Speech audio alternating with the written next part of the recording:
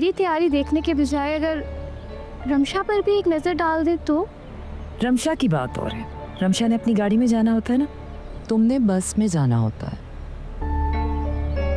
बस में, bus stop पर, बस इसीलिए कह रही थी। मेरी माँ मौजूद है ना मुझे ये सब कहने के लिए। तुम्हारी माँ ने तो तुम्हारे हवाले से शायद आंखें बंद की हुई। लगता है ताई आपने आज कॉफ़ी में चीनी नहीं ली, डाइट पे है क्या? मुझे तो बस इस घर की फिक्र लगी रहती है। बुरा मत मानना, तुम्हारे मरहूम बाप के कारनामों की वजह से पहले ही बहुत बदनामी हो चुकी है। आगे कुछ और ना हो जाए, बस इसीलिए कह रही हूँ। अच्छा, मैं जा सकती हूँ अगर आपकी इजाज़त हो तो?